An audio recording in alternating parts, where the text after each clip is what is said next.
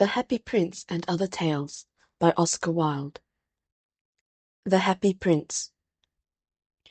High above the city, on a tall column, stood the statue of the Happy Prince. He was gilded all over with thin leaves of fine gold. For eyes he had 2 bright sapphires, and a large red ruby glowed on his sword hilt. He was very much admired indeed. "He is as beautiful as a weathercock," remarked one of the town councillors, who wished to gain a reputation for having artistic tastes. "Only not quite so useful," he added, fearing lest people should think him unpractical, which he really was not. "Why can't you be like the Happy Prince?" asked the sensible mother of her little boy, who was crying for the moon. "The Happy Prince never dreams of crying for anything." "I am glad there is some one in the world who is quite happy," muttered a disappointed man as he gazed at the wonderful statue. "He looks just like an angel," said the charity children, as they came out of the cathedral in their bright scarlet cloaks and their clean white pinafores. "How do you know?" said the mathematical master. "You have never seen one." "Ah, but we have in our dreams," answered the children, and the mathematical master frowned and looked very severe, for he did not approve of children dreaming. One night there flew over the city a little swallow. His friends had gone away to Egypt 6 weeks before, but he had stayed behind, for he was in love with the most beautiful reed. He had met her early in the spring as he was flying down the river after a big yellow moth, and had been so attracted by her slender waist that he had stopped to talk to her. "Shall I love you?" said the swallow, who liked to come to the point at once, and the reed made him a long bow.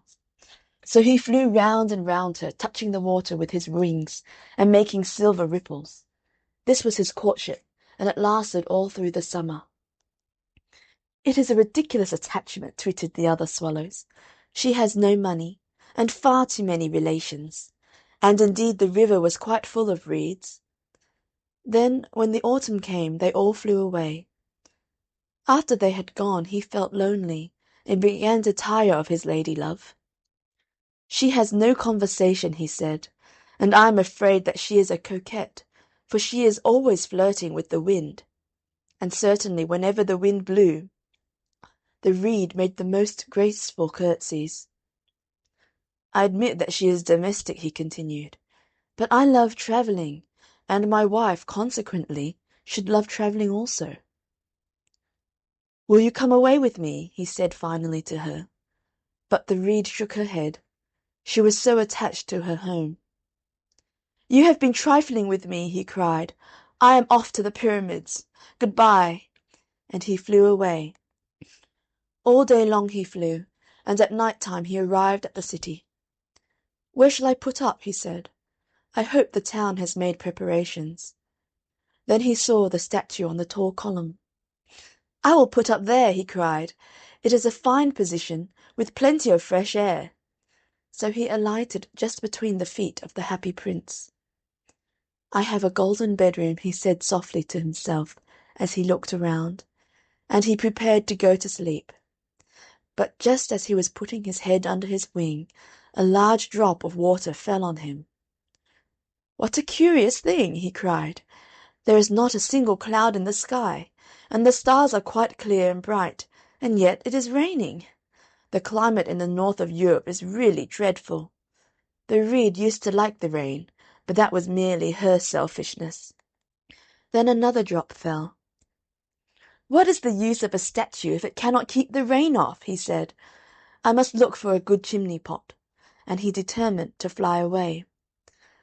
But before he had opened his wings a third drop fell, and he looked up and saw—ah, what did he see? The eyes of the Happy Prince were filled with tears, and tears were running down his golden cheeks. His face was so beautiful in the moonlight that the little swallow was filled with pity. "Who are you?" he said. "I am the Happy Prince." "Why are you weeping, then?" asked the swallow. "You have quite drenched me."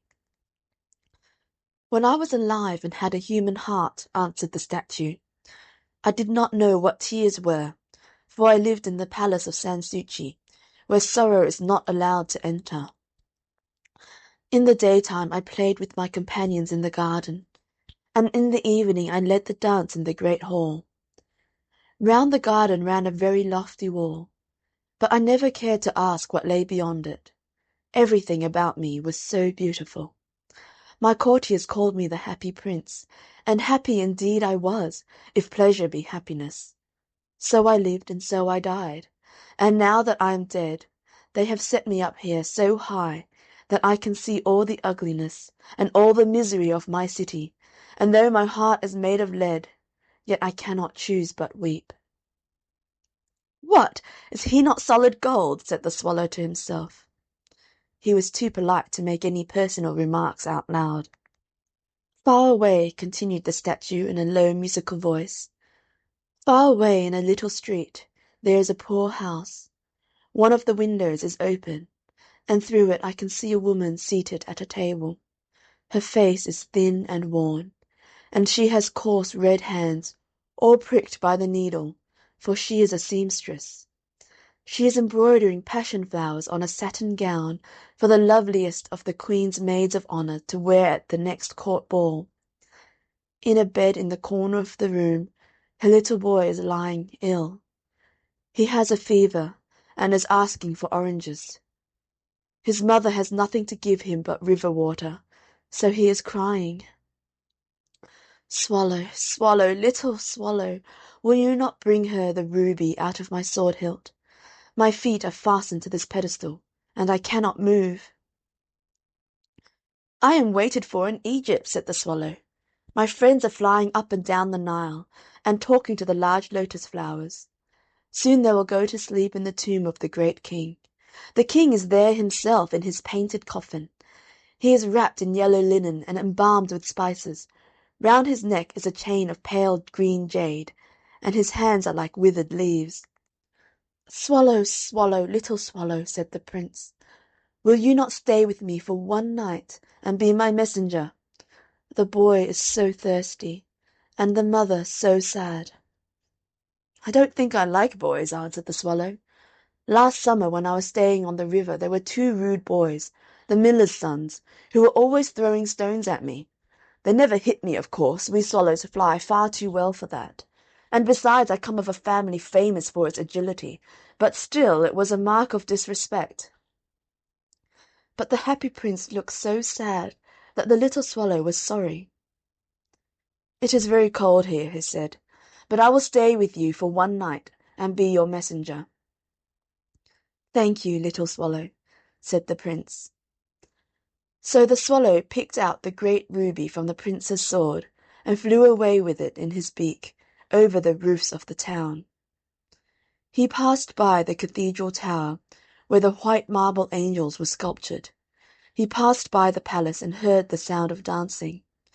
A beautiful girl came out on the balcony with her lover.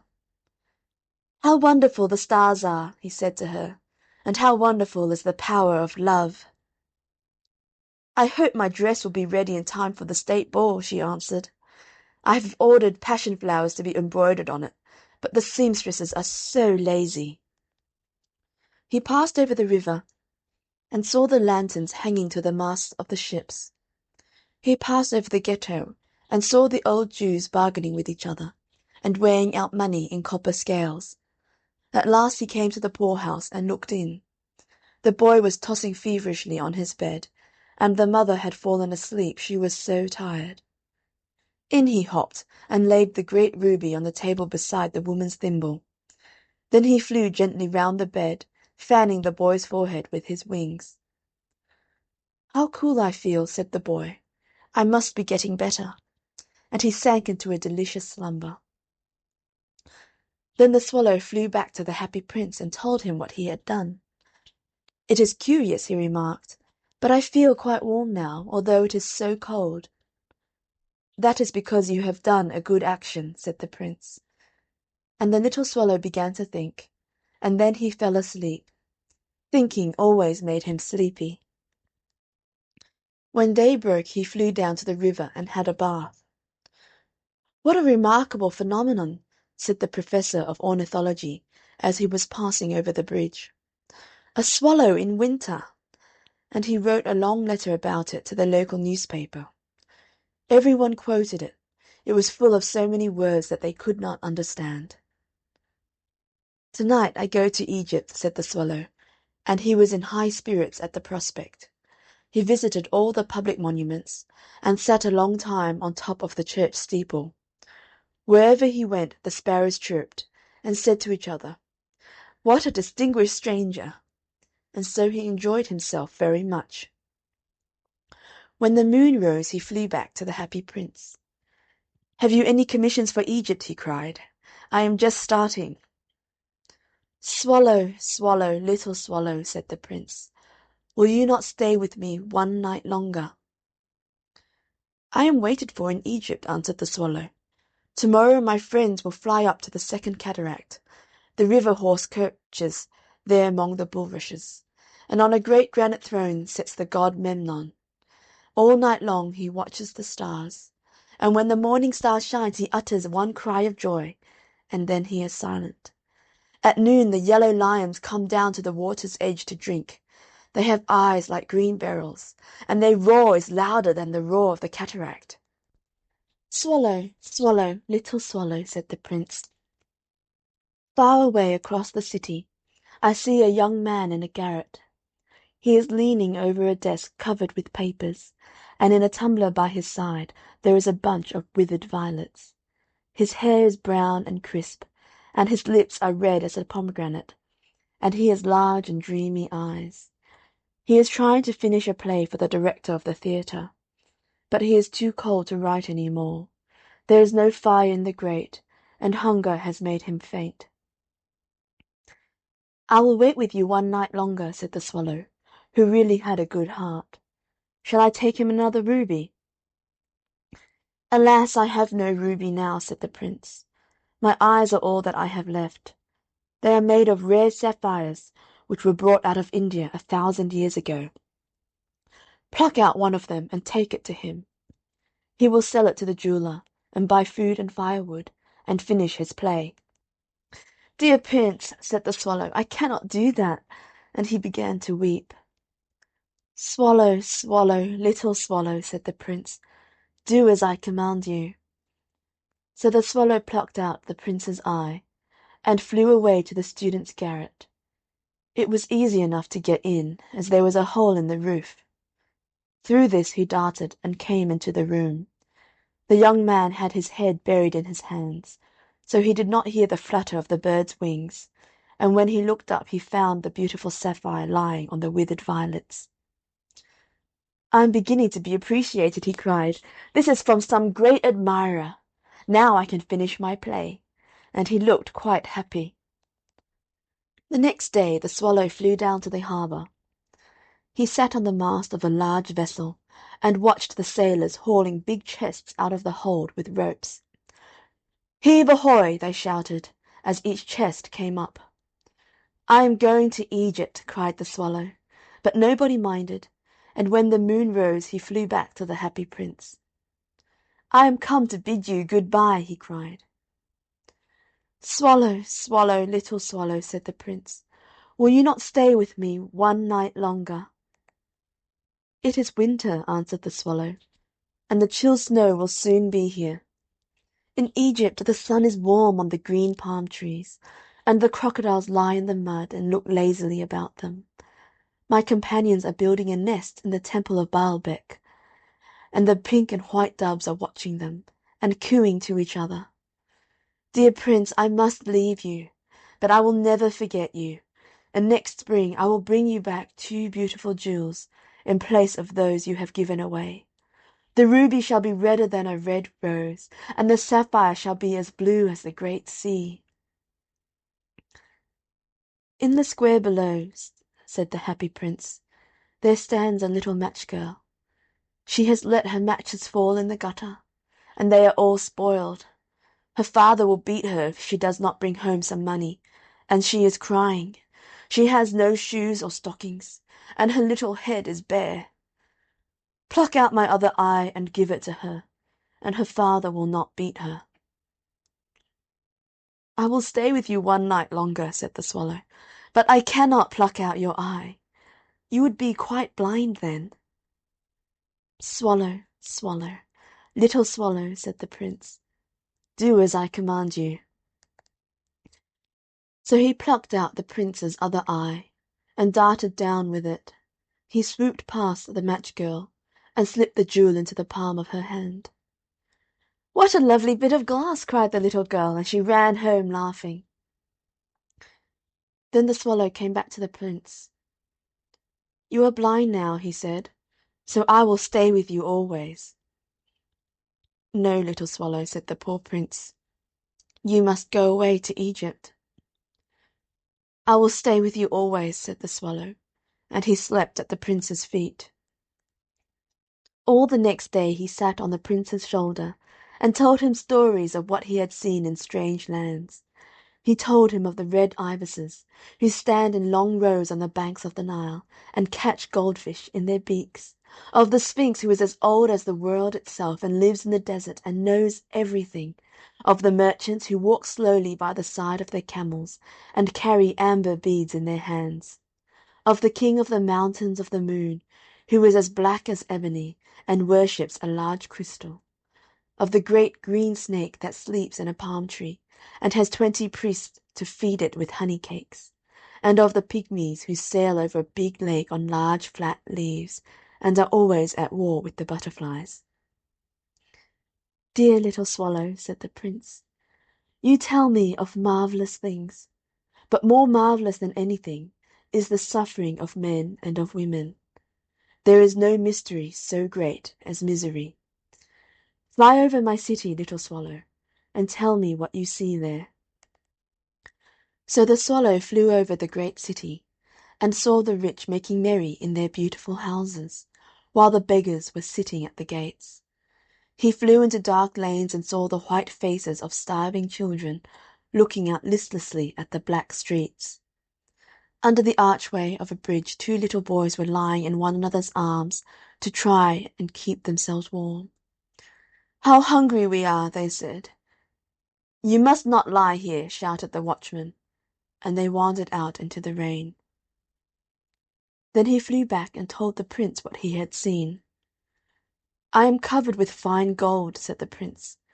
"You must take it off, leaf by leaf, and give it to my poor. The living always think that gold can make them happy." Leaf after leaf of the fine gold the swallow picked off, till the happy Prince looked quite dull and grey. Leaf after leaf of the fine gold he brought to the poor, and the children's faces grew rosier, and they laughed and played games in the street. "We have bread now," they cried. Then the snow came, and after the snow came the frost. The streets looked as if they were made of silver, they were so bright and glistening. Long icicles like crystal daggers hung down from the eaves of the houses. Everybody went about in furs, and the little boys wore scarlet caps and skated on the ice. The poor swallow grew colder and colder, but he would not leave the Prince, he loved him too well. He picked up crumbs outside the baker's door when the baker was not looking, and tried to keep himself warm by flapping his wings. But at last he knew that he was going to die. He had just strength to fly up to the Prince's shoulder once more. "Good-bye, dear Prince," he murmured. "Will you let me kiss your hand?" "I am glad that you are going to Egypt at last, little swallow," said the Prince. "You have stayed too long here, but you must kiss me on the lips, for I love you." "It is not to Egypt that I am going," said the swallow. "I am going to the house of Death. Death is the brother of Sleep, is he not?" And he kissed the happy Prince on the lips, and fell down dead at his feet. At that moment a curious crack sounded inside the statue, as if something had broken. The fact is that the leaden heart had snapped right in two. It certainly was a dreadfully hard frost. Early the next morning the mayor was walking in the square below, in company with the town councillors. As they passed the column he looked up at the statue. "Dear me, how shabby the happy Prince looks," he said. "How shabby indeed!" cried the town councillors, who always agreed with the mayor, and they went up to look at it. "The ruby has fallen out of his sword, his eyes are gone, and he is golden no longer," said the mayor in fact. "He is little better than a beggar." "Little better than a beggar," said the town councillors. "And here is actually a dead bird at his feet," continued the mayor. "We must really issue a proclamation that birds are not to be allowed to die here." And the town clerk made a note of the suggestion. So they pulled down the statue of the Happy Prince.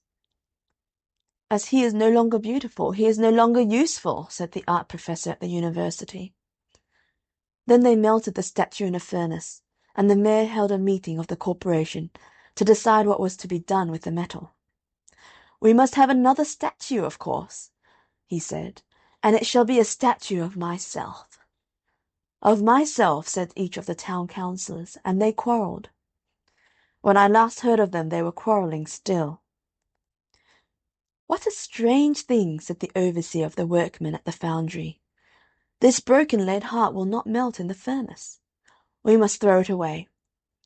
So they threw it on a dust heap where the dead swallow was also lying. "Bring me the two most precious things in the city," said God to one of his angels, and the angel brought him the leaden heart and the dead bird. "You have rightly chosen," said God, "for in my garden of paradise this little bird shall sing for evermore, and in my city of gold the Happy Prince shall praise me." End The Happy Prince. The Nightingale and the Rose. "She said that she would dance with me if I brought her red roses," cried the young student, "but in all my garden there is no red rose." From her nest in the home oak tree the nightingale heard him, and she looked out through the leaves and wondered. "No red rose in all my garden," he cried, and his beautiful eyes filled with tears. "Ah, on what little things does happiness depend! I have read all that the wise men have written, and all the secrets of philosophy are mine, yet for want of a red rose is my life made wretched." "Here at last is a true lover," said the nightingale. "Night after night have I sung of him, though I knew him not. Night after night have I told his story to the stars, and now I see him. His hair is dark as the hyacinth blossom, and his lips are red as the rose of his desire.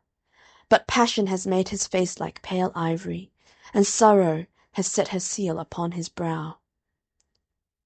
"The Prince gives a ball to–morrow night," murmured the young student, "and my love will be of the company. If I bring her a red rose, she will dance with me till dawn. If I bring her a red rose, I shall hold her in my arms, and she will lean her head upon my shoulder, and her hand will be clasped in mine.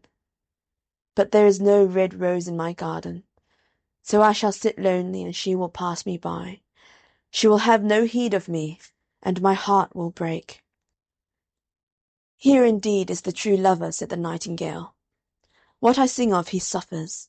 What is joy to me, to him is pain. Surely love is a wonderful thing. It is more precious than emeralds and dearer than fine opals. Pearls and pomegranates cannot buy it, nor is it set forth in the market-place.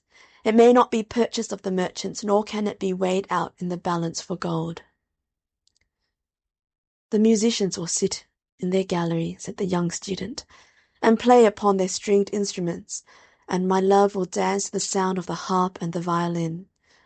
She will dance so lightly that her feet will not touch the floor, and the courtiers in their gay dresses will throng round her. But with me she will not dance, for I have no red rose to give her."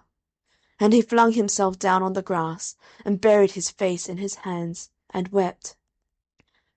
"Why is he weeping?" asked a little green lizard, as he ran past him with his tail in the air. "Why, indeed?" said a butterfly, who was fluttering about after a sunbeam.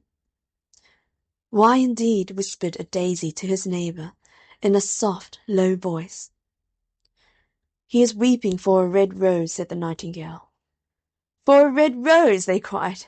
"How very ridiculous!" And the little lizard, who was something of a cynic, laughed outright. But the nightingale understood the secret of the student's sorrow, and she sat silent in the oak tree and thought about the mystery of love. Suddenly she spread her brown wings for flight and soared into the air.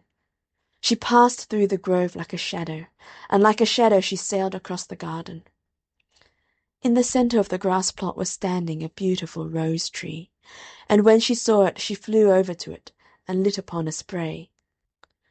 "Give me a red rose," she cried, "and I will sing you my sweetest song." But the tree shook its head. "My roses are white," it answered, "as white as the foam of the sea, and whiter than the snow upon the mountain. But go to my brother who grows round the old sundial, and perhaps he will give you what you want." So the nightingale flew over to the rose tree that was growing round the old sundial. "Give me a red rose," she cried, "and I will sing you my sweetest song." But the tree shook its head. "My roses are yellow," it answered, "as yellow as the hair of the mermaiden who sits upon an amber throne, and yellower than the daffodil that blooms in the meadow before the mower comes with his scythe. But go to my brother who grows beneath the student's window. Perhaps he will give you what you want." So the nightingale flew over to the rose tree that was growing beneath the student's window. "Give me a red rose," she cried, "and I will sing you my sweetest song." But the tree shook its head. "My roses are red," it answered, "as red as the feet of the dove, and redder than the great fans of coral that wave and wave in the ocean cavern. But the winter has chilled my veins, and the frost has nipped my buds, and the storm has broken my branches, and I shall have no roses at all this year." "One red rose is all I want," cried the nightingale. "Only one red rose. Is there no way by which I can get it?" "There is a way," answered the tree, "but it is so terrible that I dare not tell it to you." "Tell it to me," said the nightingale. "I am not afraid." "If you want a red rose," said the tree, "you must build it out of music by moonlight, and stain it with your own heart's blood. You must sing to me with your breast against a thorn. All night long you must sing to me, and the thorn must pierce your heart, and your life-blood must flow into my veins and become mine." "Death is a great price to pay for a red rose," cried the nightingale, "and life is very dear to all. It is pleasant to sit in the green wood, and to watch the sun in his chariot of gold, and the moon in her chariot of purple. Sweet is the scent of the hawthorn, and sweet are the bluebells that hide in the valley, and the heather that flows on the hill. Yet love is better than life, and what is the heart of a bird compared to the heart of a man?" So she spread her brown wings for flight and soared into the air. She swept over the garden like a shadow, and like a shadow she sailed through the grove. The young student was still lying on the grass where she had left him, and the tears were not yet dry in his beautiful eyes. "Be happy," cried the nightingale, "be happy. You shall have your red rose. I will build it out of music by moonlight, and stain it with my own heart's blood. All that I ask of you in return is that you will be a true lover, for love is wiser than philosophy, though she is wise, and mightier than power, though he is mighty. Flame-coloured are his wings, and coloured like flame is his body. His lips are sweet as honey, and his breath is like frankincense." The student looked up from the grass and listened, but he could not understand what the nightingale was saying to him, for he only knew the things that are written down in books. But the oak tree understood and felt sad, for he was very fond of the little nightingale who had built her nest in his branches. "Sing me one last song," he whispered. "I shall feel very lonely when you are gone." So the nightingale sang to the oak tree, and her voice was like water bubbling from a silver jar. When she had finished her song the student got up, and pulled a notebook and a lead pencil out of his pocket. "She has form," he said to himself, as he walked away through the grove. "That cannot be denied to her. But has she got feeling? I am afraid not. In fact, she is like most artists, she is all style without any sincerity. She would not sacrifice herself for others. She thinks merely of music, and everybody knows that the arts are selfish. Still, it must be admitted that she has some beautiful notes in her voice. What a pity it is that they do not mean anything or do any practical good. And he went into his room and lay down on his little pallet bed and began to think of his love, and after a time he fell asleep. And when the moon shone in the heavens, the nightingale flew to the rose-tree, and set her breast against the thorn. All night long she sang with her breast against the thorn, and the cold crystal moon leaned down and listened. All night long she sang, and the thorn went deeper and deeper into her breast, and her life-blood ebbed away from her. She sang first of the birth of love in the heart of a boy and a girl, and on the topmost spray of the rose-tree there blossomed a marvellous rose, petal following petal, as song followed song. Pale was it at first, as the mist that hangs over the river, pale as the feet of the morning, and silver as the wings of the dawn, as the shadow of a rose in a mirror of silver, as the shadow of a rose in a water-pool, so was the rose that blossomed on the topmost spray of the tree. But the tree cried to the nightingale to press closer against the thorn. "Press closer, little nightingale," cried the tree, "or the day will come before the rose is finished." So the nightingale pressed closer against the thorn, and louder grew her song, for she sang of the birth of passion in the soul of a man and a maid.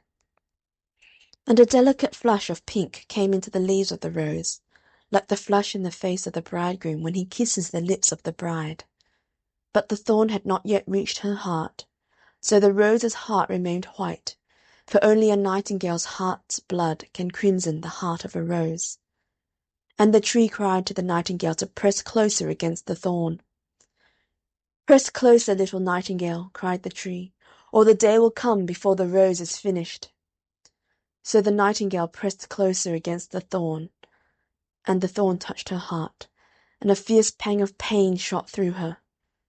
Bitter, bitter was the pain, and wilder, wilder grew her song, for she sang of the love that is perfected by death, of the love that dies not in the tomb.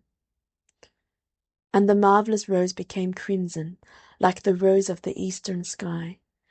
Crimson was the girdle of petals, and crimson as a ruby was the heart. But the nightingale's voice grew fainter, and her little wings began to beat, and a film came over her eyes. Fainter and fainter grew her song, and she felt something choking in her throat. Then she gave one last burst of music. The white moon heard it, and she forgot the dawn, and lingered on in the sky. The red rose heard it, and it trembled all over with ecstasy, and opened its petals to the cold morning air. Echo bore it to her purple cavern in the hills, and woke the sleeping shepherds from their dreams. It floated through the reeds of the river, and they carried its message to the sea. "Look, look!" cried the tree, "the rose is finished now." But the nightingale made no answer, for she was lying dead in the long grass, with the thorn in her heart. And at noon the student opened his window and looked out. "Why, what a wonderful piece of luck!" he cried. "Here is a red rose. I have never seen any rose like it in all my life. It is so beautiful that I am sure it has a long Latin name." And he leaned down and plucked it. Then he put on his hat and ran up to the Professor's house with the rose in his hand. The daughter of the Professor was sitting in the doorway winding blue silk on a reel, and her little dog was lying at her feet. "You said that you would dance with me if I brought you a red rose," cried the student. "Here is the reddest rose in all the world. You will wear it tonight next to your heart, and as we dance together it will tell you how I love you." But the girl frowned. "I am afraid it will not go with my dress," she answered. "And besides, the Chamberlain's nephew has sent me some real jewels, and everybody knows that jewels cost far more than flowers." "Well, upon my word, you are very ungrateful," said the student angrily, and he threw the rose into the street, where it fell into the gutter, and a cartwheel went over it. "Ungrateful!" said the girl. "I tell you what, you are very rude. And after all, who are you? Only a student. Why, I don't believe you have even got silver buckles to your shoes, as the Chamberlain's nephew has." And she got up from her chair and went into the house. "What a silly thing love is," said the student as he walked away. "It is not half as useful as logic, for it does not prove anything, and it is always telling one of things that are not going to happen, and making one believe things that are not true. In fact, it is quite unpractical, and, as in this age to be, practical is everything. I shall go back to philosophy and study metaphysics." So he went to his room and pulled out a great dusty book and began to read. End. The Nightingale and the Rose. The Selfish Giant. Every afternoon as they were coming from school, the children used to go and play in the giant's garden. It was a large lovely garden with soft green grass. Here and there over the grass stood beautiful flowers like stars, and there were 12 peach trees that in the springtime broke out into delicate blossoms of pink and pearl, and in the autumn bore rich fruit. The birds sat on the trees and sang so sweetly that the children used to stop their games in order to listen to them. "How happy we are here!" they cried to each other. One day the giant came back. He had been to visit his friend, the Cornish ogre, and had stayed with him for 7 years. After the 7 years were over he had said all that he had to say, for his conversation was limited, and he determined to return to his own castle. When he arrived he saw the children playing in the garden. "What are you doing here?" he cried in a very gruff voice, and the children ran away. "My own garden is my own garden," said the giant. "Anyone can understand that, and I will allow nobody to play in it but myself." So he built a high wall all round it and put up a notice board. "Trespassers will be prosecuted." He was a very selfish giant. The poor children had now nowhere to play. They tried to play on the road, but the road was very dusty and full of hard stones, and they did not like it. They used to wander round the high wall when their lessons were over, and talk about the beautiful garden inside. "How happy we were there," they said to each other. Then the spring came, and all over the country there were little blossoms and little birds. Only in the garden of the selfish giant it was still winter. The birds did not care to sing in it, as there were no children, and the trees forgot to blossom. Once a beautiful flower put its head out from the grass, but when it saw the notice board it was so sorry for the children that it slipped back into the ground again and went off to sleep. The only people who were pleased were the snow and the frost. "Spring has forgotten this garden," they cried, "so we will live here all the year round." The snow covered up the grass with her great white cloak, and the frost painted all the trees silver. Then they invited the North Wind to stay with them, and he came. He was wrapped in furs, and he roared all day about the garden, and blew the chimney pots down. "This is a delightful spot," he said. "We must ask the Hail on a visit." So the Hail came. Every day for 3 hours he rattled on the roof of the castle, till he broke most of the slates, and then he ran round and round the garden as fast as he could go. He was dressed in grey, and his breath was like ice. "I cannot understand why the spring is so late in coming," said the selfish giant, as he sat at the window and looked out at his cold white garden. "I hope there will be a change in the weather." But the spring never came, nor the summer. The autumn gave golden fruit to every garden, but to the giant's garden she gave none. "He is too selfish," she said. So it was always winter there, and the North Wind and the Hail and the frost and the snow danced about through the trees. One morning the giant was lying awake in bed when he heard some lovely music. It sounded so sweet to his ears that he thought it must be the king's musicians passing by. It was really only a little linnet singing outside his window, but it was so long since he had heard a bird sing in his garden that it seemed to him to be the most beautiful music in the world. Then the Hail stopped dancing over his head, and the North Wind ceased roaring, and a delicious perfume came to him through the open casement. "I believe the spring has come at last," said the giant, and he jumped out of bed and looked out. What did he see? He saw a most wonderful sight. Through a little hole in the wall the children had crept in, and they were sitting in the branches of the trees.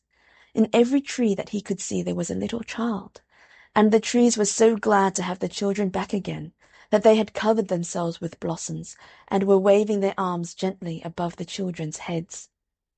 The birds were flying about and twittering with delight, and the flowers were looking up through the green grass and laughing. It was a lovely scene, only in one corner it was still winter. It was the farthest corner of the garden, and in it was standing a little boy.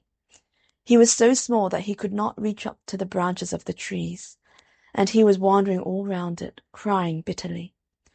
The poor tree was still covered with frost and snow, and the north wind was blowing and roaring above it. "Climb up, little boy," said the tree, and it bent its branches down as low as it could, but the boy was too tiny. And the giant's heart melted as he looked out. "How selfish I have been," he said. "Now I know why the spring would not come here. I will put that poor little boy on the top of the tree, and then I will knock down the wall, and my garden shall be the children's playground for ever and ever." He was really very sorry for what he had done. So he crept downstairs and opened the front door quite softly, and went out into the garden. But when the children saw him they were so frightened that they all ran away, and the garden became winter again.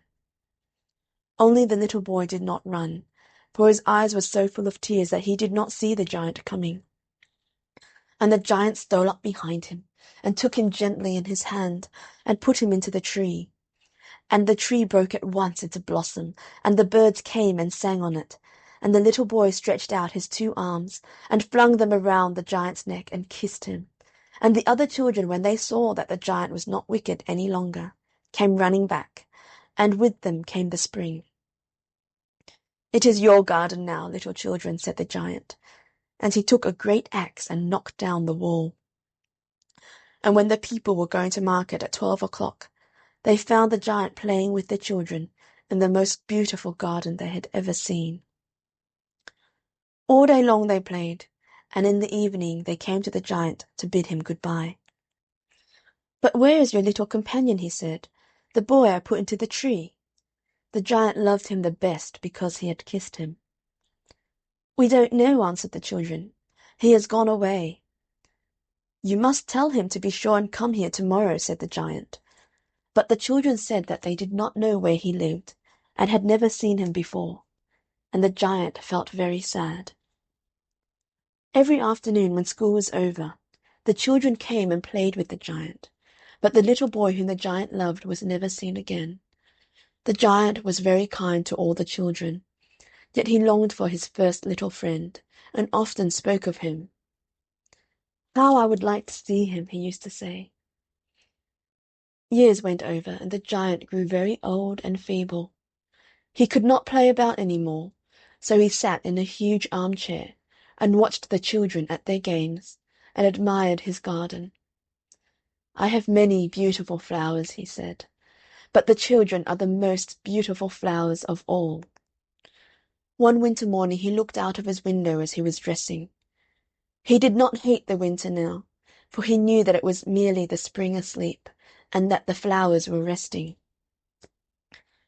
Suddenly he rubbed his eyes in wonder, and looked and looked. It certainly was a marvellous sight. In the farthest corner of the garden was a tree quite covered with lovely white blossoms.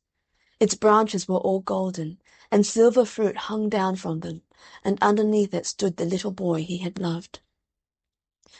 Downstairs ran the giant in great joy, and out into the garden. He hastened across the grass and came near to the child, and when he came quite close his face grew red with anger, and he said, "Who hath dared to ruin thee?" For on the palms of the child's hands were the prints of 2 nails, and the prints of 2 nails were on the little feet. "Who hath dared to ruin thee?" cried the giant. "Tell me, that I may take my big sword and slay him." "Nay," answered the child, "but these are the wounds of love." "Who art thou?" said the giant, and a strange awe fell on him, and he knelt before the little child. And the child smiled on the giant and said to him, "You let me play once in your garden. To–day you shall come with me to my garden, which is paradise." And when the children ran in that afternoon, they found the giant lying dead under the tree, all covered with white blossoms. And the selfish giant. The devoted friend. One morning the old water–rat put his head out of his hole. He had bright beady eyes and stiff grey whiskers, and his tail was like a long bit of black india–rubber. The little ducks were swimming about in the pond, looking just like a lot of yellow canaries, and their mother, who was pure white with real red legs, was trying to teach them how to stand on their heads in the water. "You'll never be in the best society unless you can stand on your heads," she kept saying to them, and every now and then she showed them how it was done. But the little ducks paid no attention to her. They were so young that they did not know what an advantage it is to be in society at all. "What disobedient children!" cried the old water–rat. "They really deserve to be drowned." "Nothing of the kind," answered the duck. "Every one must make a beginning, and parents cannot be too patient." "Ah, I know nothing about the feelings of parents," said the water–rat. "I am not a family man. In fact, I have never been married, and I never intend to be. Love is all very well in its way, but friendship is much higher. Indeed, I know of nothing in the world that is either nobler or rarer than a devoted friendship." "And what, pray, is your idea of the duties of a devoted friend?" asked the green linnet, who was sitting in a willow–tree hard by, and had overheard the conversation. "Yes, that is just what I want to know," said the duck, and she swam away to the end of the pond, and stood upon her head, in order to give her children a good example. "What a silly question!" cried the water–rat. "I should expect my devoted friend to be devoted to me, of course." "And what would you do in return?" said the little bird, swinging upon a silver spray, and flapping his tiny wings. "I don't understand you," answered the water–rat. "Let me tell you a story on the subject," said the linnet. "Is the story about me?" asked the water–rat. "If so, I will listen to it, for I am extremely fond of fiction." "It is applicable to you," answered the linnet, and he flew down, and alighting upon the bank, he told the story of the devoted friend. "Once upon a time," said the linnet, "there was an honest little fellow named Hans." "Was he very distinguished?" asked the water–rat. "No," answered the linnet, "I don't think he was distinguished at all, except for his kind heart, and his funny, round, good–humoured face. He lived in a tiny cottage all by himself, and every day he worked in his garden. In all the country–side there was no garden as lovely as his. Sweet William grew there, and gilly–flowers, and shepherd's purses, and fair maids of France. There were damask roses, and yellow roses, lilac crocuses, and gold, purple violets, and white, columbine and lady–smock, marjoram and wild basil, the cowslip and the flower–de–luce. The daffodil and the clove–pink bloomed or blossomed in their proper order as the months went by, one flower taking another flower's place, so that there were always beautiful things to look at, and pleasant odours to smell. Little Hans had a great many friends, but the most devoted friend of all was Big Hugh the miller. Indeed, so devoted was the rich miller to little Hans, that he would never go by his garden without leaning over the wall and plucking a large nosegay, or a handful of sweet herbs, or filling his pockets with plums and cherries if it was the fruit season. Real friends should have everything in common, the miller used to say, and little Hans nodded and smiled, and felt very proud of having a friend with such noble ideas. Sometimes, indeed, the neighbours thought it strange that the rich miller never gave little Hans anything in return, though he had 100 sacks of flour stored away in his mill, and 6 milk–cows, and a large flock of woolly sheep. But Hans never troubled his head about these things, and nothing gave him greater pleasure than to listen to all the wonderful things the miller used to say about the unselfishness of true friendship. So little Hans worked away in his garden. During the spring, the summer, and the autumn he was very happy. But when the winter came, and he had no fruit or flowers to bring to the market, he suffered a good deal from cold and hunger, and often had to go to bed without any supper but a few dried pears or some hard nuts. In the winter also he was extremely lonely, as the miller never came to see him then. "There is no good in my going to see little Hans as long as the snow lasts," the miller used to say to his wife. "For when people are in trouble, they should be left alone and not bothered by visitors. That, at least, is my idea about friendship, and I am sure I am right. So I shall wait till the spring comes, and then I shall pay him a visit, and he will be able to give me a large basket of primroses, and that will make him so happy." "You are certainly very thoughtful about others," answered the wife, as she sat in her comfortable armchair by the big pine-wood fire. "Very thoughtful indeed. It is quite a treat to hear you talk about friendship. I am sure the clergyman himself could not say such beautiful things as you do, though he does live in a 3-storied house, and wear a gold ring on his little finger." "But could we not ask little Hans up here?" said the miller's youngest son. "If poor Hans is in trouble, I will give him half my porridge, and show him my white rabbits." "What a silly boy you are!" cried the miller. "I really don't know what is the use of sending you to school. You seem not to learn anything. Why, if little Hans came up here, and saw our warm fire, and our good supper, and our great cask of red wine, he might get envious, and envy is a most terrible thing, and would spoil anybody's nature. I certainly will not allow Hans's nature to be spoiled. I am his best friend, and I will always watch over him, and see that he is not led into any temptations. Besides, if Hans came here, he might ask me to let him have some flour on credit, and that I could not do. Flour is one thing, and friendship is another, and they should not be confused. Why, the words are spelt differently, and mean quite different things. Everybody can see that." "How well you talk!" said the miller's wife, pouring herself out a large glass of warm ale. "Really, I feel quite drowsy. It is just like being in church." "Lots of people act well," answered the miller, "but very few people talk well, which shows that talking is much the more difficult thing of the two, and much the finer thing also." And he looked sternly across the table at his little son, who felt so ashamed of himself that he hung his head down, and grew quite scarlet, and began to cry into his tea. However, he was so young that you must excuse him. "Is that the end of the story?" asked the Water Rat. "Certainly not," answered the Linnet. "That is the beginning." "Then you are quite behind the age," said the Water Rat.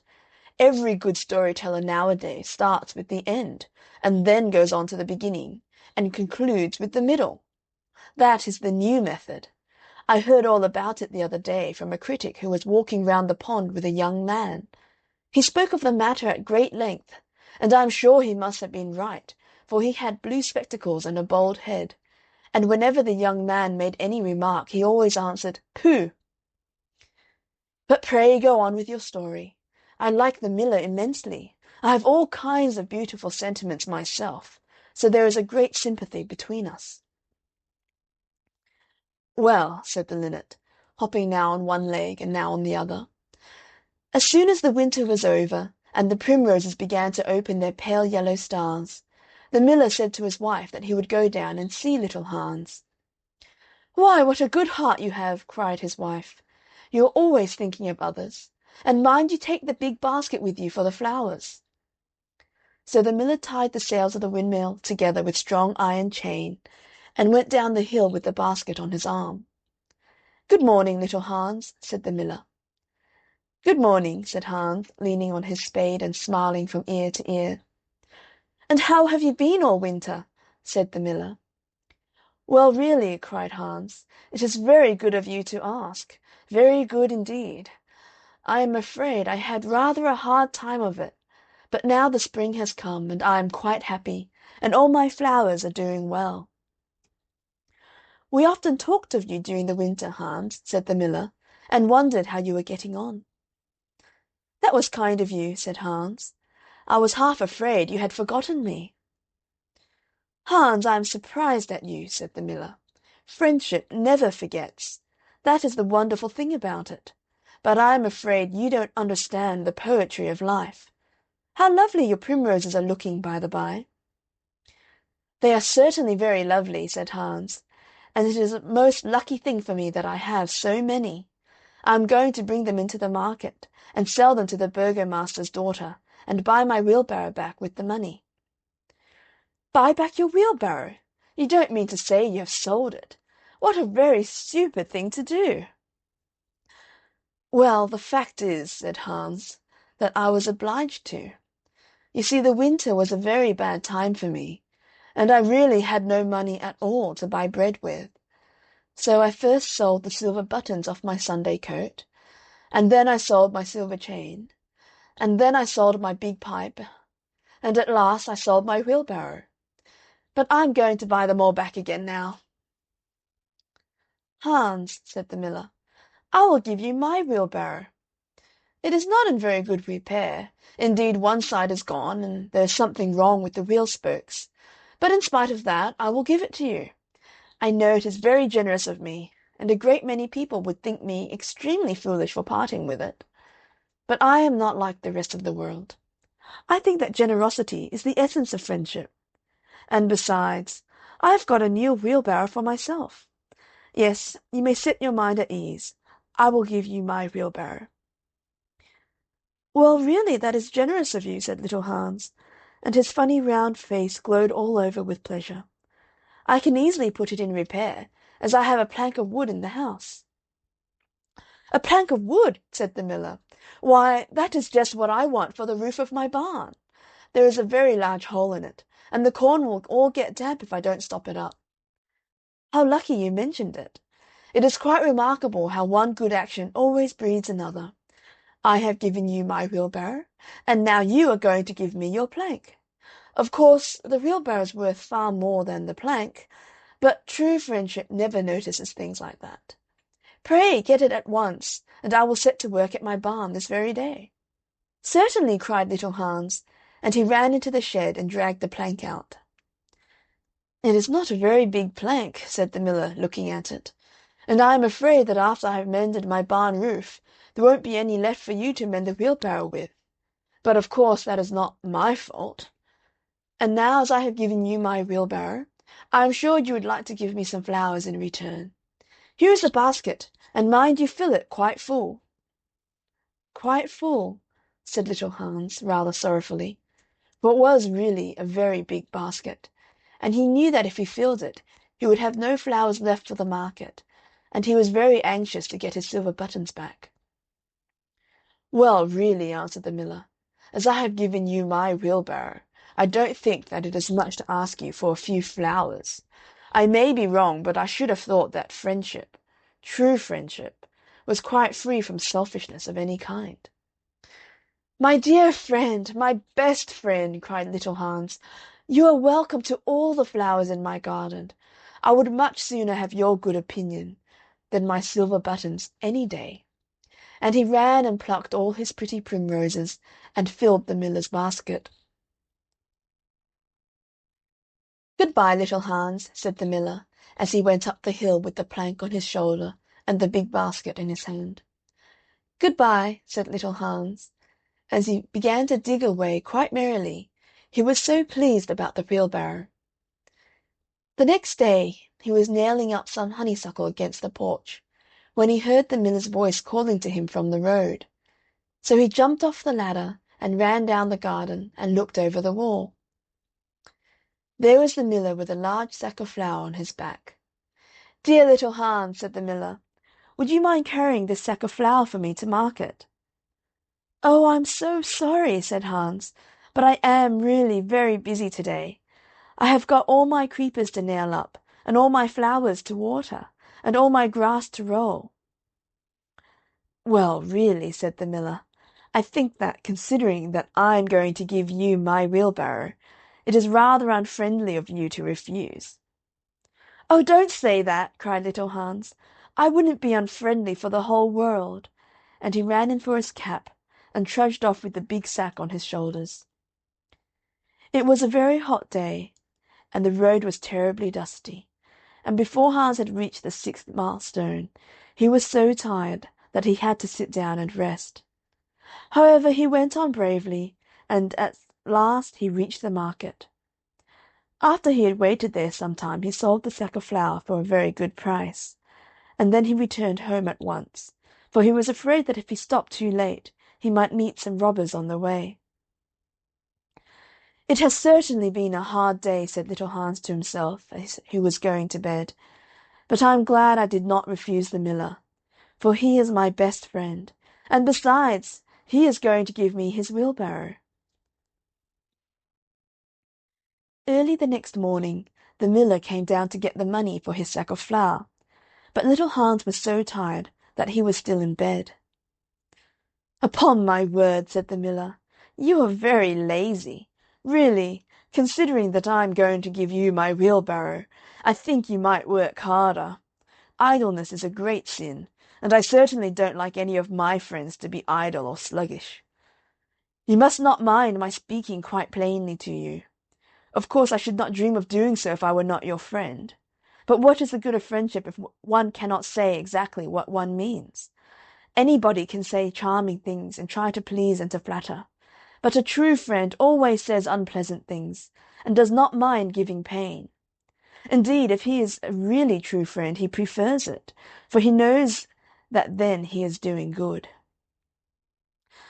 "I am very sorry," said little Hans, rubbing his eyes and pulling off his nightcap, "but I was so tired that I thought I would lie in bed for a little time and listen to the birds singing. Do you know that I always work better after hearing the birds sing?" "Well, I am glad of that," said the miller, clapping little Hans on the back, "for I want you to come up to the mill as soon as you are dressed, and mend my barn roof for me." Poor little Hans was very anxious to go and work in his garden, for his flowers had not been watered for 2 days, but he did not like to refuse the miller, as he was such a good friend to him. "Do you think it would be unfriendly of me if I said I was busy?" he inquired in a shy and timid voice. "Well, really," answered the miller, "I do not think it is much to ask of you, considering that I am going to give you my wheelbarrow. But of course if you refuse I will go and do it myself." "Oh, on no account!" cried little Hans, and he jumped out of bed and dressed himself, and went up to the barn. He worked there all day long, till sunset, and at sunset the miller came to see how he was getting on. "Have you mended the hole in the roof yet, little Hans?" cried the miller in a cheery voice. "It is quite mended," answered little Hans, coming down the ladder. "Ah," said the miller, "there is no work so delightful as the work one does for others." "It is certainly a great privilege to hear you talk," answered little Hans, sitting down and wiping his forehead. "A very great privilege, but I am afraid I shall never have such beautiful ideas as you have." "Oh, they will come to you," said the miller, "but you must take more pains. At present you have only the practice of friendship. Some day you will have the theory also." "Do you really think I shall?" asked little Hans. "I have no doubt of it," answered the miller.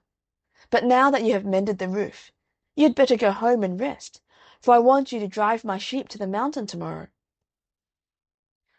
Poor little Hans was afraid to say anything to this, and early the next morning the miller brought his sheep round to the cottage, and Hans started off with them to the mountain. It took him the whole day to get there and back, and when he returned he was so tired that he went off to sleep in his chair, and did not wake up till it was broad daylight. "What a delightful time I shall have in my garden," he said, and he went to work at once. But somehow he was never able to look after his flowers at all, for his friend the miller was always coming round and sending him off on long errands, or getting him to help at the mill. Little Hans was very much distressed at times, as he was afraid his flowers would think he had forgotten them. But he consoled himself by the reflection that the miller was his best friend. "Besides," he used to say, "he is going to give me his wheelbarrow, and that is an act of pure generosity." So little Hans worked away for the miller, and the miller said all kinds of beautiful things about friendship, which Hans took down in a notebook, and used to read over at night, for he was a very good scholar. Now it happened that one evening little Hans was sitting by his fireside, when a loud rap came at the door. It was a very wild night, and the wind was blowing and roaring round the house so terribly that at first he thought it was merely the storm. But a second rap came, and then a third, louder than any of the others. "It is some poor traveller," said little Hans to himself, and he ran to the door. There stood the miller with a lantern in one hand and a big stick in the other. "Dear little Hans," cried the miller, "I am in great trouble. My little boy has fallen off a ladder and hurt himself, and I am going for the doctor. But he lives so far away, and it is such a bad night, that it has just occurred to me that it would be much better if you went instead of me. You know I am going to give you my wheelbarrow, and so it is only fair that you should do something for me in return." "Certainly," cried little Hans. "I take it quite as a compliment your coming to me, and I will start off at once. But you must lend me your lantern, as the night is so dark that I am afraid I might fall into the ditch." "I am very sorry," answered the miller, "but it is my new lantern, and it would be a great loss to me if anything happened to it." "Well, never mind, I will do without it," cried little Hans, and he took down his great fur coat and his warm scarlet cap, and tied a muffler round his throat, and started off. What a dreadful storm it was! The night was so black that little Hans could hardly see, and the wind was so strong that he could scarcely stand. However, he was very courageous, and after he had been walking about 3 hours, he arrived at the doctor's house, and knocked at the door. "Who is there?" cried the doctor, putting his head out of his bedroom window. "Little Hans, doctor." "What do you want, little Hans?" "The miller's son has fallen from a ladder, and has hurt himself, and the miller wants you to come at once." "All right," said the doctor, and he ordered his horse, and his big boots, and his lantern, and came downstairs, and rode off in the direction of the miller's house, little Hans trudging behind him. But the storm grew worse and worse, and the rain fell in torrents, and little Hans could not see where he was going, or keep up with the horse. At last he lost his way and wandered off on the moor, which was a very dangerous place, as it was full of deep holes. And there poor little Hans was drowned. His body was found the next day by some goatherds, floating in a great pool of water, and was brought back by them to the cottage. Everybody went to little Hans's funeral, as he was so popular, and the miller was the chief mourner. "As I was his best friend," said the miller, "it is only fair that I should have the best place." So he walked at the head of the procession in a long black cloak, and every now and then he wiped his eyes with a big pocket handkerchief. "Little Hans is certainly a great loss to every one," said the blacksmith, when the funeral was over, and they were all seated comfortably in the inn, drinking spiced wine and eating sweet cakes. "A great loss to me, at any rate," answered the miller. "Why, I had as good as given him my wheelbarrow, and now I really don't know what to do with it. It is very much in my way at home, and it is in such bad repair that I could not get anything for it if I sold it. I will certainly take care not to give away anything again. One always suffers for being generous." "Well?" said the Water Rat, after a long pause. "Well, that is the end," said the Linnet. "But what became of the miller?" asked the Water Rat. "Oh, I really don't know," replied the Linnet, "and I am sure that I don't care." "It is quite evident, then, that you have no sympathy in your nature," said the Water-rat. "I am afraid you don't quite see the moral of the story," remarked the Linnet. "The what?" screamed the Water-rat. "The moral." "Do you mean to say that the story has a moral?" "Certainly," said the Linnet. "Well, really," said the Water-rat in a very angry manner, "I think you should have told me that before you began. If you had done so, I certainly would not have listened to you. In fact, I should have said 'Pooh,' like the critic. However, I can say it now." So he shouted out "Pooh" at the top of his voice, gave a whisk with his tail, and went back into his hole. "And how do you like the Water-rat?" asked the Duck, who came paddling up some minutes afterwards. "He has a great many good points, but for my own part I have a mother's feelings, and I can never look at a confirmed bachelor without the tears coming into my eyes." "I am rather afraid that I have annoyed him," answered the Linnet. "The fact is that I told him a story with a moral." "Ah, that is always a very dangerous thing to do," said the Duck. "And I quite agree with her." End The Devoted Friend. The Remarkable Rocket.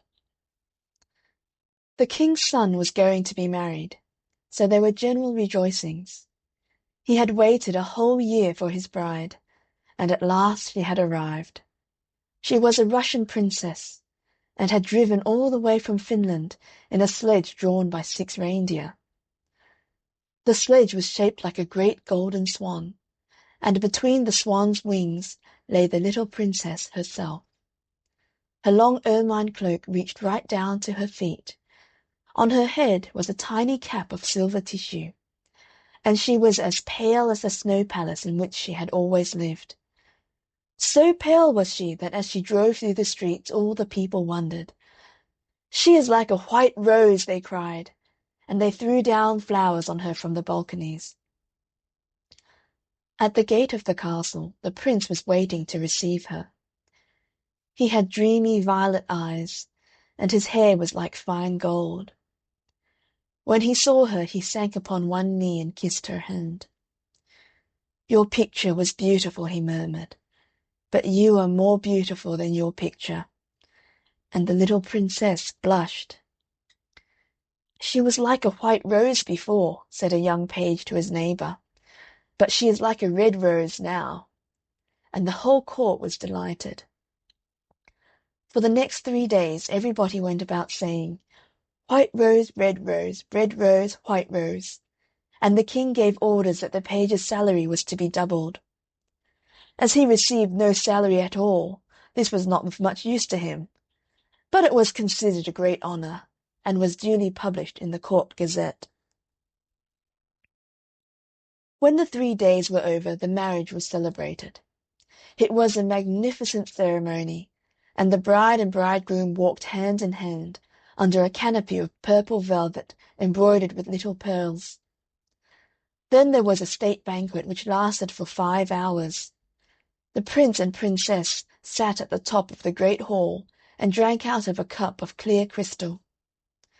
Only true lovers could drink out of this cup, for if false lips touched it, it grew grey and dull and cloudy. "It's quite clear that they love each other," said the little page, "as clear as crystal." And the king doubled his salary a second time. "What an honour!" cried all the courtiers. After the banquet there was to be a ball. The bride and bridegroom were to dance the rose dance together, and the king had promised to play the flute. He played very badly, but no one had ever dared to tell him so, because he was the king. Indeed, he knew only 2 airs, and was never quite certain which one he was playing, but it made no matter, for whatever he did, everybody cried out, "Charming! Charming!" The last item on the programme was a grand display of fireworks, to be let off exactly at midnight. The little Princess had never seen a firework in her life, so the king had given orders that the royal pyrotechnist should be in attendance on the day of her marriage. "What are fireworks like?" she had asked the Prince one morning as she was walking on the terrace. "They are like the aurora borealis," said the king, who always answered questions that were addressed to other people, "only much more natural. I prefer them to stars myself, as you always know when they are going to appear, and they are as delightful as my own flute playing. You must certainly see them." So at the end of the king's garden a great stand had been set up, and as soon as the royal pyrotechnist had put everything in its proper place, the fireworks began to talk to each other. "The world is certainly very beautiful," cried a little squib. "Just look at those yellow tulips. Why, if they were real crackers they could not be lovelier. I am very glad I have travelled. Travel improves the mind wonderfully, and does away with all one's prejudices." "The king's garden is not the world, you foolish squib," said a big Roman candle. "The world is an enormous place, and it would take you 3 days to see it thoroughly." "Any place you love is the world to you," exclaimed the pensive Catherine Wheel, who had been attached to an old deal box in early life, and prided herself on her broken heart. "But love is not fashionable any more. The poets have killed it. They wrote so much about it that nobody believed them, and I am not surprised. True love suffers and is silent. I remember myself once.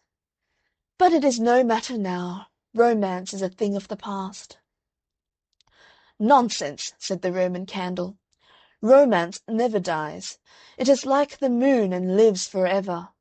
The bride and bridegroom, for instance, love each other very dearly. I heard all about them this morning from a brown paper cartridge, who happened to be staying in the same drawer as myself, and knew the latest court news."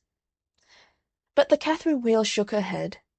"Romance is dead, romance is dead, romance is dead," she murmured. She was one of those people who think that, if you say the same thing over and over a great many times, it becomes true in the end. Suddenly a sharp dry cough was heard, and they all looked round. It came from a tall supercilious-looking rocket, who was tied to the end of a long stick. He always coughed before he made any observation, so as to attract attention. "Ahem, ahem," he said, and everybody listened except the poor Catherine Wheel, who was still shaking her head and murmuring, "Romance is dead."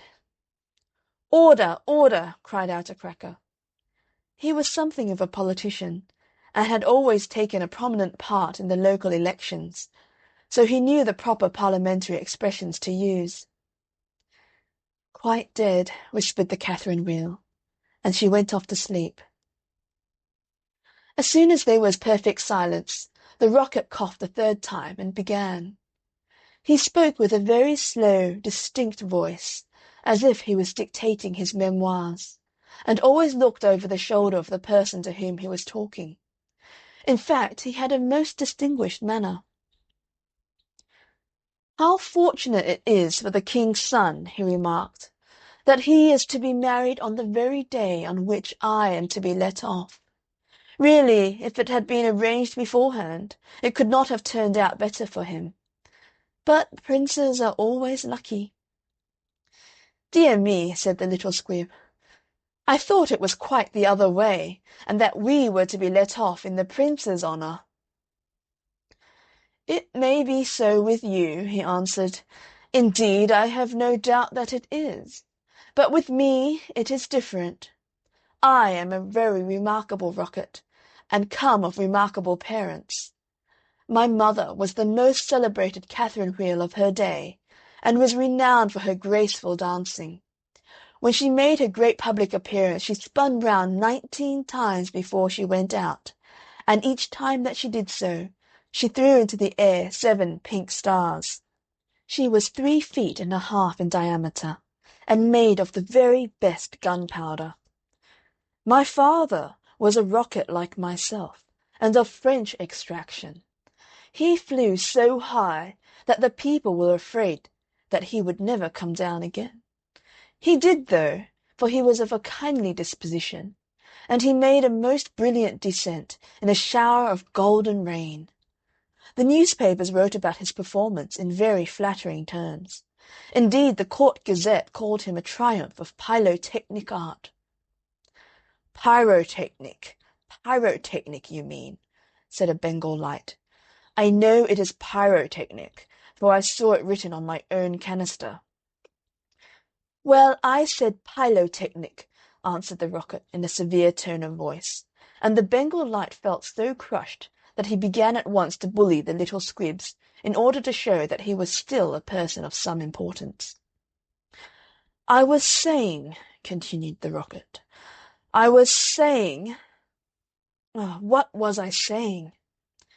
You were talking about yourself, replied the Roman Candle. Of course, I knew I was discussing some interesting subject when I was so rudely interrupted. I hate rudeness and bad manners of every kind, for I am extremely sensitive. No one in the whole world is so sensitive as I am, I'm quite sure of that. What is a sensitive person? Said the Cracker to the Roman Candle. A person who, because he has corns himself, always treads on other people's toes, answered the Roman Candle in a low whisper, and the Cracker nearly exploded with laughter. Pray, what are you laughing at? Inquired the Rocket. I am not laughing. I am laughing because I am happy, replied the Cracker. That is a very selfish reason, said the Rocket angrily. What right have you to be happy? You should be thinking about others. In fact, you should be thinking about me. I am always thinking about myself, and I expect everybody else to do the same. That is what is called sympathy. It is a beautiful virtue, and I possess it in a high degree. Suppose, for instance, anything happened to me tonight. What a misfortune that would be for everyone! The Prince and Princess would never be happy again. Their whole married life would be spoiled. And as for the King, I know he would not get over it. Really, when I begin to reflect on the importance of my position, I am almost moved to tears. If you want to give pleasure to others, cried the Roman Candle, you had better keep yourself dry. Certainly, exclaimed the Bengal Light, who was now in better spirits. That is only common sense. Common sense indeed, said the Rocket indignantly. You forget that I am very uncommon and very remarkable. Why, anybody can have common sense, provided that they have no imagination. But I have imagination, for I never think of things as they really are. I always think of them as being quite different. As for keeping myself dry, there is evidently no one here who can at all appreciate an emotional nature. Fortunately for myself, I don't care. The only thing that sustains one through life is the consciousness of the immense inferiority of everybody else. And this is a feeling that I have always cultivated. But none of you have any hearts. Here you are laughing and making merry, just as if the Prince and Princess had not just been married. Well, really, exclaimed the small fire balloon, why not? It is a most joyful occasion, and when I soar up into the air, I intend to tell the stars all about it. You will see them twinkle when I talk to them about the pretty bride. Ah, what a trivial view of life, said the Rocket. But it is only what I expected. There is nothing in you. You are hollow and empty. Why, perhaps the Prince and Princess may go to live in a country where there is a deep river, and perhaps they may have one only son, a little fair-haired boy with violet eyes like the Prince himself, and perhaps some day he may go out to walk with his nurse, and perhaps the nurse may go to sleep under a great elder tree, and perhaps the little boy may fall into the deep river and be drowned. What a terrible misfortune! Poor people to lose their only son! It is really too dreadful. I shall never get over it. But they have not lost their only son, said the Roman Candle. No misfortune has happened to them at all.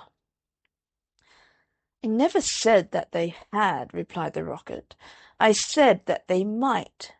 If they had lost their only son, there would be no use in saying anything more about the matter. I hate people who cry over spilt milk. But when I think that they might lose their only son, I certainly am very much affected." "You certainly are," cried the Bengal Light. "In fact, you are the most affected person I ever met." "You are the rudest person I ever met," said the Rocket, "and you cannot understand my friendship for the Prince." "Why, you don't even know him," growled the Roman Candle. "I never said I knew him," answered the Rocket. "I dare say that if I knew him, I should not be his friend at all. It is a very dangerous thing to know one's friends." "You had really better keep yourself dry," said the Fire balloon. "That is the important thing." "Very important for you, I have no doubt," answered the Rocket, "but I shall weep if I choose." And he actually burst into real tears, which flowed down his stick like raindrops, and nearly drowned two little beetles who were just thinking of setting up house together, and were looking for a nice dry spot to live in. "He must have a truly romantic nature," said the Catherine Wheel, "for he weeps when there is nothing at all to weep about." And she heaved a deep sigh, and thought about the deal box. But the Roman Candle and the Bengal Light were quite indignant, and kept saying "Humbug! Humbug!" at the top of their voices. They were extremely practical, and whenever they objected to anything, they called it humbug. Then the moon rose like a wonderful silver shield, and the stars began to shine, and a sound of music came from the palace. The Prince and Princess were leading the dance. They danced so beautifully that the tall white lilies peeped in at the window and watched them, and the great red poppies nodded their heads and beat time. Then 10 o'clock struck, and then 11, and then 12, and at the last stroke of midnight every one came out on the terrace, and the King sent for the royal pyrotechnist. "Let the fireworks begin," said the King, and the royal pyrotechnist made a low bow, and marched down to the end of the garden. He had 6 attendants with him. Each of whom carried a lighted torch at the end of a long pole. It was certainly a magnificent display. Whiz, whiz went the Catherine Wheel as she spun round and round. Boom, boom went the Roman Candle. Then the squibs danced all over the place, and the Bengal lights made everything look scarlet. "Good-bye!" cried the Fire balloon, as he soared away, dropping tiny blue sparks. Bang, bang answered the crackers, who were enjoying themselves immensely. Every one was a great success, except the remarkable Rocket.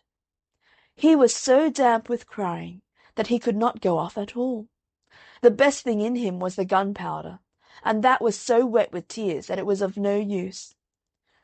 All his poor relations, to whom he would never speak, except with a sneer, shot up into the sky like wonderful golden flowers with blossoms of fire. "Huzzah! Huzzah!" cried the court, and the little Princess laughed with pleasure. "I suppose they are reserving me for some grand occasion," said the Rocket.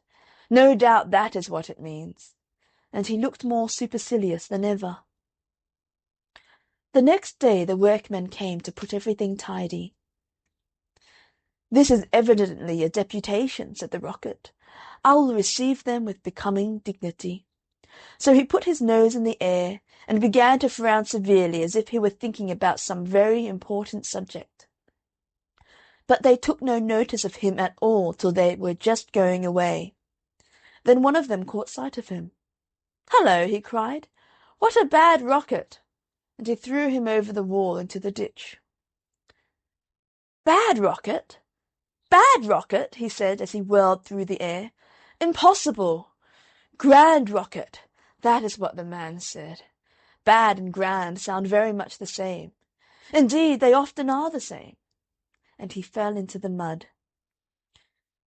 "It is not comfortable here," he remarked, "but no doubt it is some fashionable watering place, and they have sent me away to recruit my health. My nerves are certainly very much shattered, and I require rest." Then a little frog with bright jewelled eyes and a green mottled coat swam up to him. "A new arrival, I see," said the frog. "Well, after all, there is nothing like mud. Give me rainy weather and a ditch, and I am quite happy. Do you think it will be a wet afternoon?" "I'm sure I hope so, but the sky is quite blue and cloudless. What a pity!" "Ahem, ahem," said the Rocket, and he began to cough. "What a delightful voice you have!" cried the Frog. "Really, it is quite like a croak, and croaking is, of course, the most musical sound in the world. You'll hear our glee club this evening. We sit in the old duck pond close by the farmer's house, and as soon as the moon rises we begin. It is so entrancing that everybody lies awake to listen to us. In fact, it was only yesterday that I heard the farmer's wife say to her mother that she could not get a wink of sleep at night on account of us. It is most gratifying to find oneself so popular." "Ahem, ahem," said the Rocket angrily. He was very much annoyed that he could not get a word in. "A delightful voice, certainly," continued the Frog. "I hope you will come over to the duck pond. I am off to look for my daughters. I have 6 beautiful daughters, and I am so afraid the pike may meet them. He is a perfect monster, and would have no hesitation in breakfasting off them. Well, good-bye. I have enjoyed our conversation very much, I assure you." "Conversation, indeed," said the Rocket. "You have talked the whole time yourself. That is not conversation." "Somebody must listen," answered the Frog, "and I like to do all the talking myself. It saves time and prevents arguments." "But I like arguments," said the Rocket. "I hope not," said the Frog complacently. "Arguments are extremely vulgar, for everybody in good society holds exactly the same opinions. Good-bye a second time. I see my daughters in the distance," and the little Frog swam away. "You are a very irritating person," said the Rocket, "and very ill-bred. I hate people who talk about themselves as you do, when one wants to talk about oneself as I do. It is what I call selfishness, and selfishness is a most detestable thing, especially to any one of my temperament, for I am well known for my sympathetic nature. In fact, you should take example by me. You could not possibly have a better model. Now that you have the chance, you had better avail yourself of it, for I am going back to court almost immediately. I am a great favourite at court. In fact, the Prince and Princess were married yesterday in my honour. Of course, you know nothing of these matters, for you are provincial." "There's no good talking to him," said a dragonfly, who was sitting on the top of a large brown bulrush. "No good at all, for he has gone away." "Well, that is his loss, not mine," answered the Rocket. "I am not going to stop talking to him merely because he pays no attention. I like hearing myself talk. It is one of my greatest pleasures. I often have long conversations all by myself, and I am so clever that sometimes I don't understand a single word of what I am saying."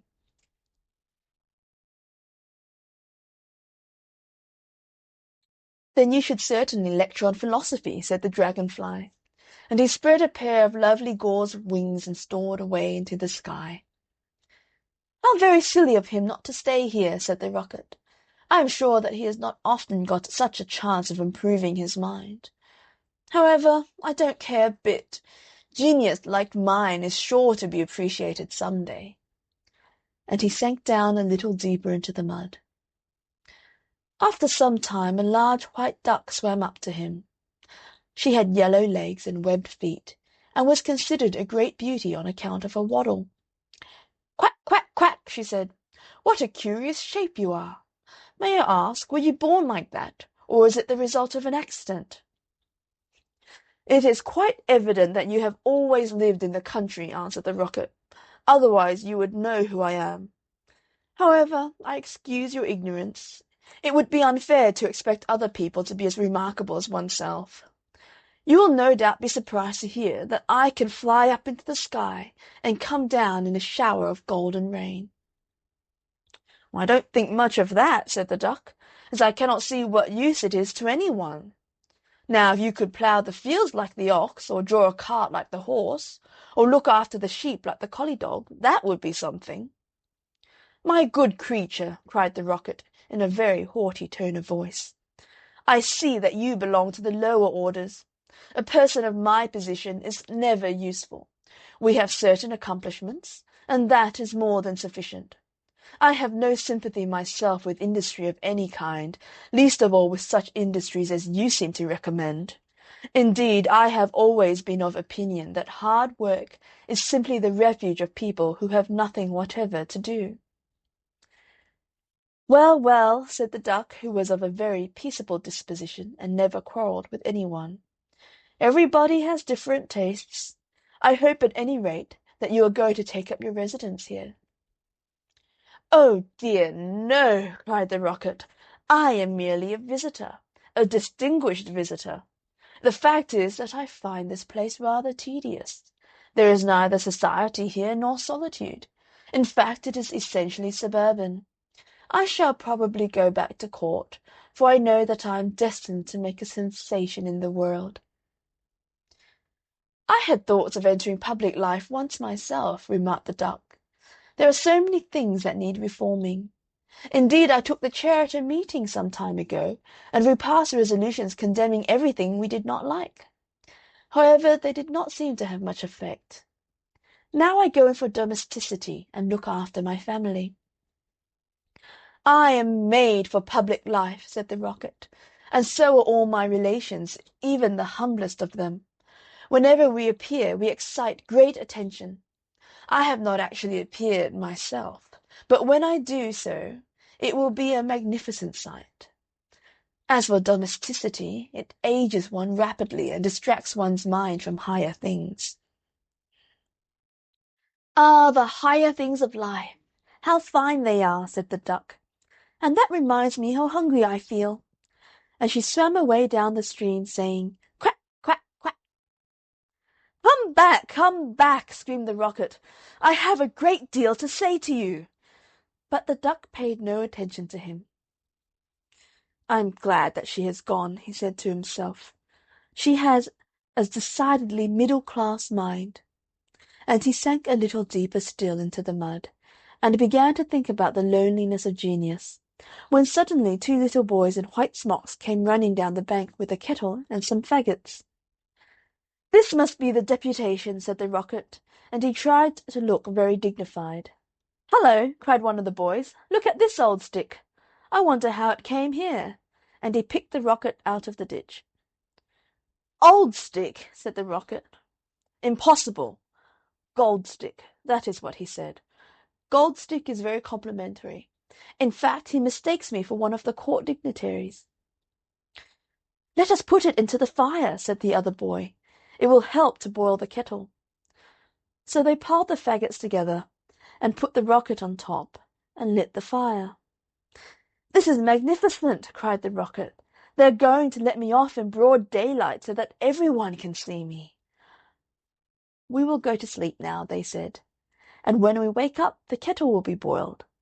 And they lay down on the grass and shut their eyes. The Rocket was very damp, so he took a long time to burn. At last, however, the fire caught him. "Now I'm going off," he cried, and he made himself very stiff and straight. "I know I shall go much higher than the stars, much higher than the moon, much higher than the sun. In fact, I shall go so high that—" Fizz, fizz, fizz, and he went straight up into the air. "Delightful!" he cried. "I shall go on like this for ever. What a success I am!"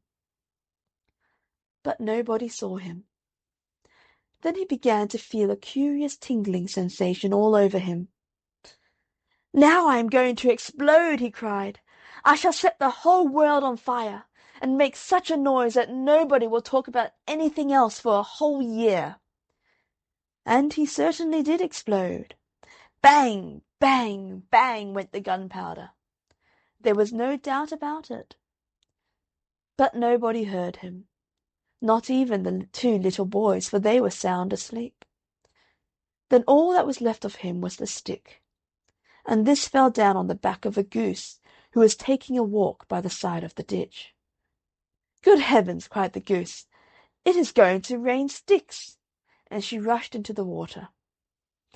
"I knew I should create a great sensation," gasped the Rocket, and he went out. End of The Remarkable Rocket. End of The Happy Prince and Other Tales.